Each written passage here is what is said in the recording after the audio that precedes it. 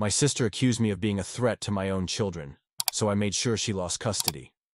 I'm a 34-year-old single father to two incredible kids, my 8-year-old son and my 5-year-old daughter. Life hasn't always been simple, but I've worked hard to create a stable, happy home for them. My sister Danielle is 37, married to Jacob, and they have two children, a 10-year-old boy and a 7-year-old girl. On paper, Danielle's life seems flawless. A high-paying corporate job, a large house in the suburbs, and a stay-at-home husband who appears to have everything perfectly managed. But trust me, it's not as ideal as it seems. Danielle and I have never been close. Growing up, she was the perfect child, always following the rules, getting straight A's, and making our parents proud. Meanwhile, I was the rebellious one, the kid who challenged authority, made mistakes, and, according to my parents, gave them a lot of stress. Danielle loved to flaunt her success, even back then. She was the type of sister who would get an A on a test and make sure to leave it where I could see it, just to remind me how easy it was to be perfect. Our relationship didn't improve much as we got older. Danielle has always had this air of superiority. She likes to pretend she's offering helpful advice, but it's always thinly veiled criticism of my choices. When I chose to become a freelance graphic designer, she dismissed it as a hobby job and questioned if I had considered what kind of role model I was for my kids. When my son decided to take up dance instead of soccer, she acted as if I had condemned him to a life of ridicule. And don't get me started on the time she asked if I was saving for therapy because my daughter's favorite color is black instead of pink. That's just how Danielle is. The most recent family gathering is where things really began to fall apart. It was a backyard barbecue at our parents' house, a rare event where everyone came together. My kids were running around with their cousins, laughing and having a blast. But, of course, Danielle had to make a remark loud enough for everyone to hear. She said something about how I let my kids run wild and how it was no surprise they never listened to anyone. I brushed it off at the time, because I've learned not to let her get to me. But I could feel the judgment from Jacob's sideways glance as he sat there, probably mentally comparing my parenting to their color-coded chore charts and strict screen time rules. Danielle and Jacob are the epitome of helicopter parents. Their kids aren't allowed to eat sugar, stay up past 7:30, or watch anything other than educational shows. Jacob constantly posts these picture-perfect images of their family game nights and homemade science projects on social media. But their kids always look exhausted, like they're being raised under constant pressure. Meanwhile, Danielle acts like being a mom is just a side job. She works long hours and spends most of her time at family events scrolling through her phone, only stepping in to bark orders or criticize someone else. About a week after the barbecue, my mom called me, clearly uneasy. She told me she'd heard from some extended family members that Danielle had been saying some really nasty things about me. Apparently, she'd been telling people I wasn't fit to be a parent because I was too lenient, and that my unstable lifestyle would ruin my kids. She even suggested that someone should contact Child Protective Services to intervene before it was too late. I was stunned. It's one thing for her to criticize me to my face, but to go behind my back and spread rumors like that, especially involving CPS, was a whole new level of betrayal. A few days later, my worst fear became a reality. There was a knock at the door, and two CPS workers were standing there. They said they had received an anonymous report about unsafe living conditions and neglect. My heart was pounding, but I let them in. They were polite but thorough, asking about everything from my kids' diet to their sleeping arrangements. They even spoke to my son and daughter, who, bless them, were confused but cooperative. After about an hour, the workers informed me that everything looked fine and they would be closing the case. Still, the experience left me rattled. At the next family gathering, I decided to confront Danielle. I didn't directly accuse her, but I asked if she knew anything about the CPS report. She smirked and said something about how people just want what's best for the kids, and sometimes it takes an outsider to see the bigger picture. It was all I could do to hold back from screaming. My parents were furious when they found out, but they refused to sever ties with Danielle, saying it was important to keep the family together. Jacob, of course, stood by his wife, claiming she only acted out of love because I was too selfish to put my kids first. That was when I knew I couldn't trust them anymore. I started keeping a journal of everything, every passive-aggressive comment, every questionable thing I noticed about their parenting at family gatherings. I began paying closer attention to their kids, who seemed more withdrawn each time I saw them. I wasn't sure where all this would lead, but I knew one thing for certain. I wasn't going to allow Danielle and Jacob to get away with what was happening. Things started to unravel shortly after the CPS visit.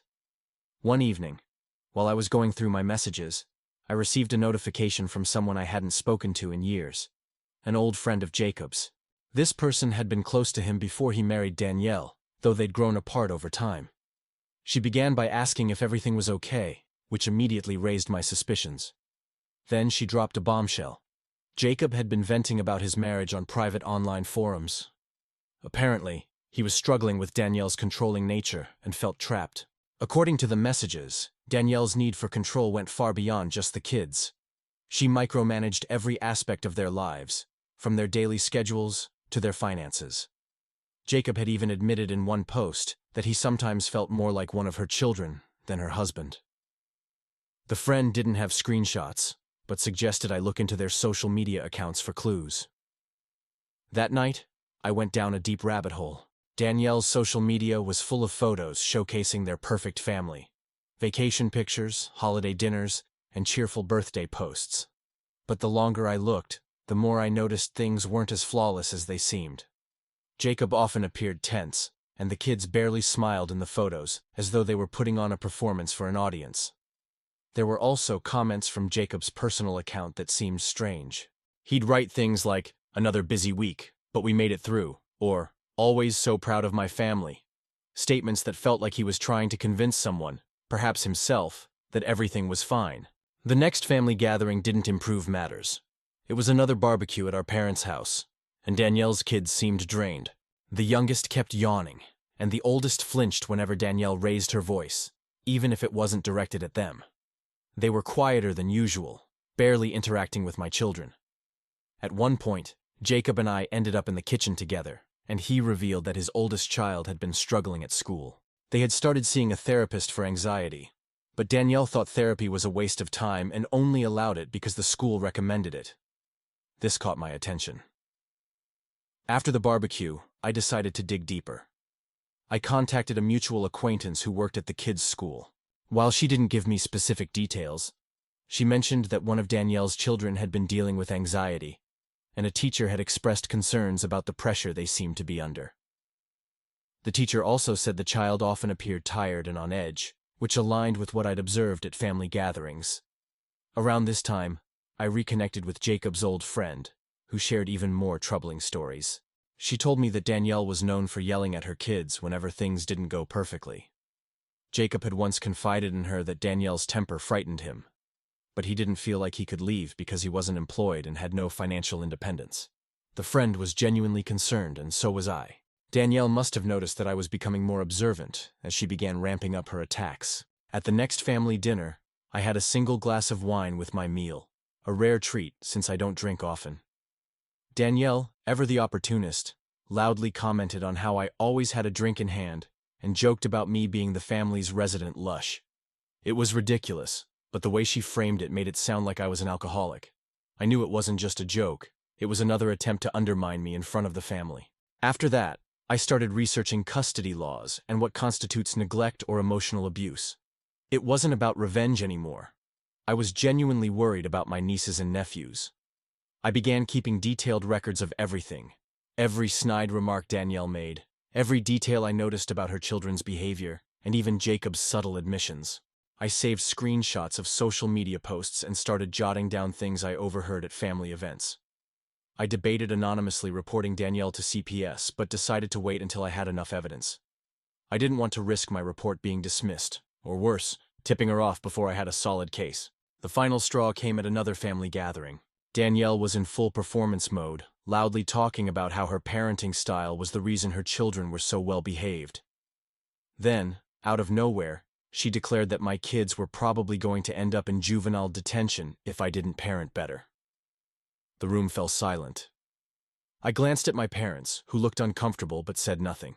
Later, one of my cousins pulled me aside and confided that she believed Danielle was emotionally abusive to her kids, but was afraid to speak out because of how intimidating Danielle could be. Not long after, Jacob sent me a cryptic text. He apologized for Danielle's behavior, calling it unnecessary. But when I tried to respond, he quickly backtracked, saying he shouldn't have said anything and asked me to ignore the message. It was clear he was frightened. By this point, I was noticing Danielle's hypocrisy more and more. Despite her hands-on mother image, she often worked late, leaving Jacob to handle everything at home. The cracks in her perfect facade were becoming impossible to ignore. I realized it was time to take action, not for revenge, but to protect her children. The more I learned, the more I understood that they were the ones who needed help. After the last family gathering, I decided it was time to stop playing defense and start taking action. I contacted a family lawyer to discuss everything: Danielle's behavior, her CPS stunt, and my concerns for her children. The lawyer listened attentively and gave me clear advice. Document everything and focus on the facts, not emotions. She also reassured me that as long as I kept my own parenting impeccable, Danielle's retaliation couldn't jeopardize my custody of my children. Following her advice, I felt ready to move forward. I started reaching out to relatives and friends who had witnessed Danielle's outbursts. Some were reluctant to get involved, but others, like my cousin who had already confided in me, agreed to provide written statements. Each account clearly depicted Danielle as controlling, quick to anger, and dismissive of her children's emotions. I also reconnected with an old friend of Jacob's, who came forward with screenshots of Jacob's private posts from years ago. These posts detailed Danielle's yelling, her refusal to compromise on parenting, and his growing sense of isolation. The puzzle pieces were finally falling into place. Then, I got the chance to observe things firsthand. I casually offered to assist Jacob with school pickup one afternoon, and he reluctantly agreed, likely overwhelmed and needing the extra help. While waiting for the kids, I overheard a conversation between his oldest child and another student. The girl mentioned skipping lunch because her mom had said she was getting chubby, which made my stomach turn. Later I gently brought it up with Jacob, and he confessed that Danielle had become obsessed with the kids' eating habits, even going so far as to remove snacks from the house entirely. That was the turning point. I filed an anonymous report with CPS, outlining everything I had documented. I focused on the children, their anxiety, exhaustion, and the unhealthy pressure Danielle seemed to impose on them. A few weeks later, CPS conducted an unannounced visit to Danielle's home. While they didn't find evidence of physical abuse, they noted a high level of tension within the household and scheduled a follow-up. Danielle's meticulously crafted image was beginning to crack. When news of the CPS visit reached her, Danielle was furious. She confronted me at a family dinner, loudly accusing me of being behind the report. I denied it, maintaining a neutral expression, and she stormed off.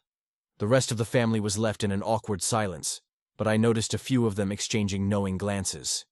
It was evident that more people were beginning to see through Danielle's facade.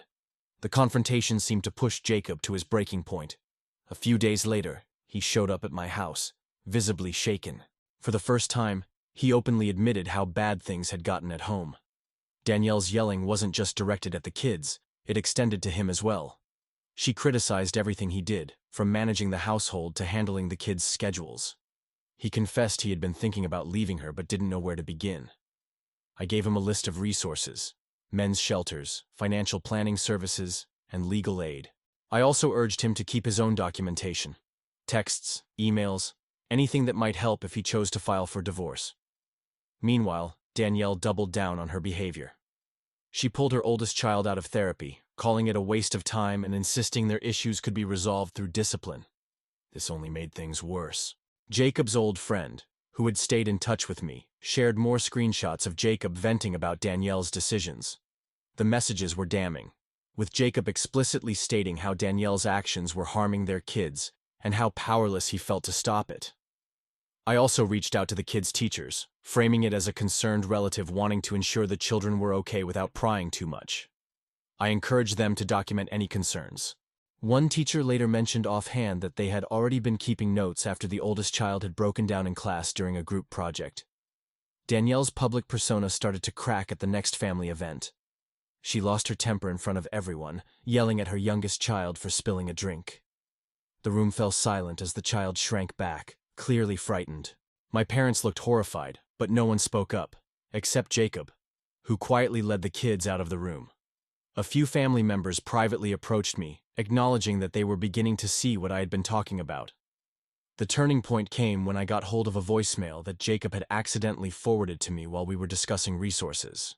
In it, Danielle berated him for not controlling the kids better, calling him useless and blaming him for their struggles in school. The tone was harsh, and the language degrading. It was exactly the kind of evidence I needed to expose the extent of her behavior. With the voicemail in hand, I returned to my lawyer. She helped me devise a plan to ensure Jacob and the kids could receive the help they needed, while also protecting myself and my own children from any retaliation by Danielle. It wasn't about revenge anymore. It was about accountability and safety. For the first time, it felt like Danielle's house of cards was about to collapse. Not long after I received the voicemail of Danielle berating Jacob, things began to escalate rapidly. A few weeks later, CPS returned to Danielle's house, but this time it wasn't because of my report. One of the teachers at her children's school had anonymously reached out after noticing that Danielle's oldest had been crying in class and expressed fear of going home. CPS conducted another home visit, which only seemed to intensify the tension within their household. Though no physical abuse was found, the investigator noted the emotional strain on the children and flagged the case for continued monitoring. Danielle's reaction to the second visit was explosive.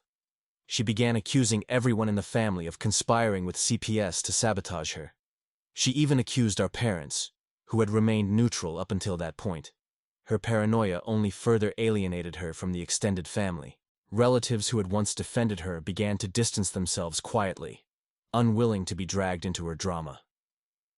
Amidst this chaos, Jacob opened up to me again one evening. He showed up unannounced, looking exhausted and stressed. For the first time, he fully admitted that Danielle's abuse wasn't limited to the kids. It extended to him as well.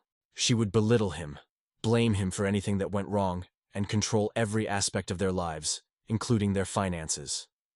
He confessed he had considered leaving but felt trapped because he had no savings and no support system outside of the family. It was heartbreaking. The situation also provided me with a clear direction moving forward. We began discreetly working on an exit strategy for him. Initially, I helped him explore local men's shelters and legal assistance groups. Then, we opened a private bank account in his name, separate from Danielle's knowledge, where he could start saving small amounts of money. It wasn't much, but it marked a start. I also connected him with my lawyer, who began offering advice on the legal steps he would need to take should he decide to pursue a divorce and custody. In the meantime, Danielle started to target me directly. At a family event, she cornered me, her face contorted with rage, and threatened that she'd ensure I lost custody of my kids if I didn't stay out of her business.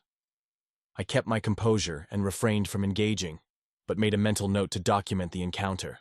Although Danielle's threats were hollow, they revealed just how desperate she was becoming. Around this time, a new witness came forward. A neighbor of Danielle approached me during a community event. They had overheard a heated argument between Danielle and her eldest child, with Danielle shouting so loudly that the neighbor could hear every word through closed windows. The neighbor described her language as intimidating and expressed concern for the children's well-being. They offered to provide a statement if needed, which felt like a significant breakthrough. The true turning point came during another family gathering. Danielle's oldest child discreetly pulled me aside while the adults were distracted. They confessed that they felt scared all the time and dreaded going home. When I gently asked if they had told anyone else, they shook their head, looking fearful of the potential consequences. It was clear they were in desperate need of help but didn't know how to ask for it. A few days later, I decided to confront Danielle in a more private setting. I carefully outlined my observations: her children's anxiety, Jacob's exhaustion, and the reports from CPS. I tried to reason with her, but instead of listening, she became defensive. She accused me of trying to ruin her family out of jealousy, labeling me a homewrecker. It was pointless to argue, so I left, knowing her refusal to acknowledge her actions would eventually work against her. As Danielle's behavior became more erratic, more family members began to side with me. My cousin, who had previously kept her distance, started actively supporting Jacob. Even our parents, who had tried to remain neutral for so long, began offering their support by helping with the kids and assisting Jacob with small tasks. With encouragement from all sides, Jacob took a significant step. He quietly consulted a family lawyer, who helped him understand his rights and options. He began gathering evidence, texts, emails, and even recordings of some of Danielle's outbursts. With my assistance, he began building a solid custody case that would hold up in court. Then, the breaking point came. During a family dinner, Danielle erupted in a complete meltdown over something trivial: a spilled drink by her youngest child.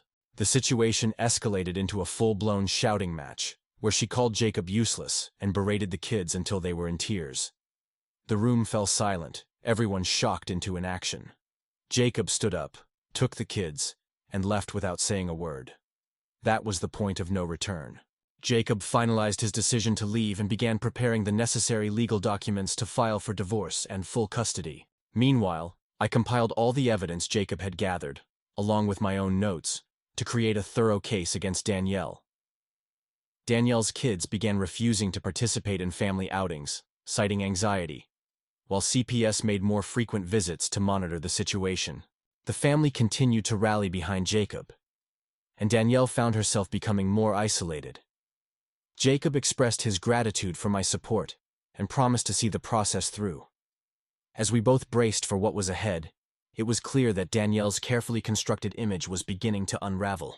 The worst was still to come for her, but for Jacob and the kids, the future was beginning to look hopeful. The real turning point occurred when Jacob officially filed for divorce and requested full custody of the children. The legal paperwork outlined everything: emotional abuse, controlling behavior, and the toxic environment at home. This was the culmination of months of planning, gathering evidence, and unwavering determination. Danielle was caught off guard. True to form, her first reaction wasn't self-reflection, but retaliation. She immediately attempted to block Jacob's access to their joint bank account, which Jacob discovered when his card was declined while trying to buy groceries for the kids. Fortunately, we had anticipated this move. Jacob had already set up his own account with help from my lawyer, and I stepped in to cover his immediate expenses until everything was sorted. It was a small victory, but it boosted Jacob's confidence to keep moving forward. But Danielle didn't stop there.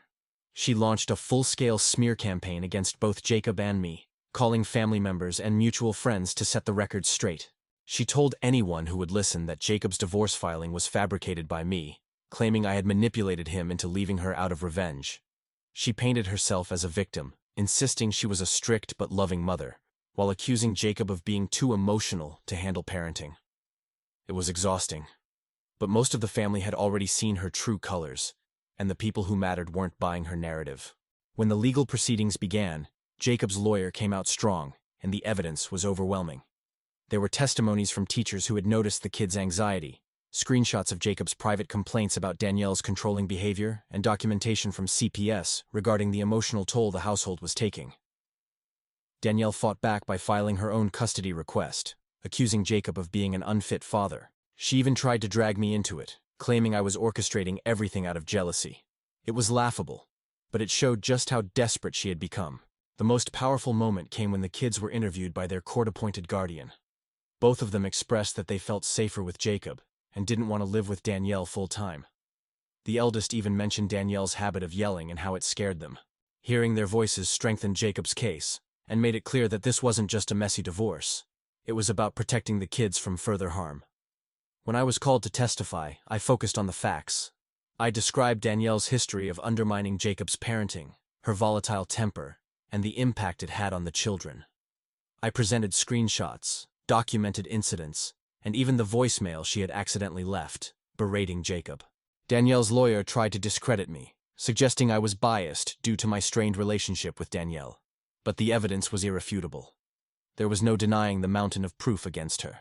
Danielle's attempts to bring in character witnesses backfired dramatically. A few people initially agreed to testify on her behalf, but most backed out before the trial. Those who did show up crumbled under cross-examination, admitting they had witnessed her controlling behavior or had heard about her outbursts. Instead of strengthening her case, they only made her look worse. Meanwhile, Jacob received overwhelming support from the community. Teachers, family, friends, and neighbors wrote letters attesting to his fitness as a parent, given the toxic environment Danielle had created. Even those who had remained neutral up until that point began to quietly support him. The tide was turning, and Danielle was losing her grip. The courtroom drama reached its climax. When Danielle lost her composure during a court hearing, it began with a minor disagreement about scheduling, but she quickly escalated, shouting at Jacob and even lashing out at the judge. The judge advised her to regain control, but by that point, the damage had been done. Her outburst only confirmed what everyone had suspected. Danielle's temper was a significant problem, and her home was an unsafe environment for the children. The consequences of her behavior in court rippled throughout the family. Those who had been undecided severed ties with her, choosing to support Jacob instead. Danielle found herself more isolated, and her desperation became increasingly evident as the final custody decision drew nearer. Jacob's lawyer expressed confidence that the judge would rule in his favor.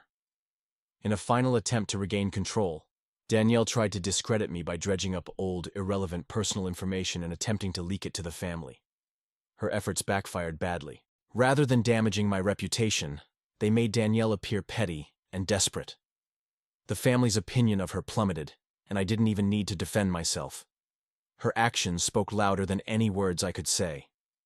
Now, all we could do was wait. The custody decision was approaching, and there was nothing left to be done. The evidence had been presented, the witnesses had spoken, and the children had been heard. All we could do was wait and hope for justice to prevail. Regardless of the outcome, one thing was certain. Danielle's control over the situation was coming to an end. The future for Jacob, the children, and everyone she had hurt was starting to look much brighter. The custody ruling finally arrived, and it was everything we had hoped for. The judge awarded Jacob full custody of the children, citing overwhelming evidence of Danielle's emotional abuse and toxic behavior. Danielle was granted limited, supervised visitation, a decision that was a heavy blow to her. The judge also required her to attend anger management and parenting classes before she could even request unsupervised visits. It was a clear recognition of the harm she had caused, and the first real step toward protecting Jacob and the children from her control. The aftermath of the ruling was not kind to Danielle. Her reputation, already in shambles after her courtroom outburst, plummeted further. The family and community who had once held her in high regard now saw her for what she truly was. Even her strongest supporters began to distance themselves. It was as if everyone suddenly realized that her strict parenting had been a cover for her controlling, abusive nature. Without her perfect image, Danielle was left alone and humiliated. Meanwhile, Jacob and the children began their new life. He moved into a smaller, cozier home in a nearby neighborhood, ensuring the kids could stay in the same schools. The change was immediately noticeable. The children seemed happier and freer. Therapy became a regular part of their lives, and their eldest, who had struggled with anxiety and fear, started to open up more both at school and at home. Teachers began reporting significant improvements in behavior and engagement, while the younger two thrived in the calmer, more supportive environment that Jacob had created. The effects of the custody battle rippled through the rest of the family as well. Relatives who had remained neutral throughout the ordeal began reaching out to me, apologizing for not believing me sooner. They admitted that they had ignored my warnings about Danielle for years, but now, after seeing everything unfold, they could no longer deny the truth. While their apologies were validating, they were also bittersweet. They came too late to undo the harm Danielle had caused, but at least they were finally taking responsibility. Danielle, of course, couldn't let it go. She tried to salvage her image on social media, posting carefully staged photos of herself during supervised visits with the children, accompanied by captions about her love for motherhood. But the response was not what she had hoped for. Her posts were met with skepticism and, in some cases, outright mockery. It was clear that no one was fooled by her attempts to save face. The community saw through her, and her once spotless image was permanently ruined. As for Jacob, he began to flourish in ways no one had anticipated. With the weight of Danielle's control lifted, he began to explore his independence. He took a part-time job at a local boutique, something Danielle would have never allowed, and even considered going back to school to finish his degree. His confidence grew daily, and he became a stronger role model for his children than he had ever been before. The resolution of the custody case also had a positive effect on my own family. With the drama behind us, my children no longer had to witness the tension that had previously overshadowed every family gathering. They began to thrive in their activities, and our home became a much happier, calmer place. It served as a reminder of the immense stress Danielle's behavior had caused in all our lives. An unexpected bright spot came from Jacob's old friend, the one who had initially contacted me with the screenshots of Danielle's online posts. After the divorce, he reconnected with Jacob, offering emotional support and helping him navigate the early days of single parenting. It was heartwarming to see Jacob rebuild his support network and surround himself with people who genuinely cared about his well-being. Danielle's troubles didn't end with her tarnished reputation.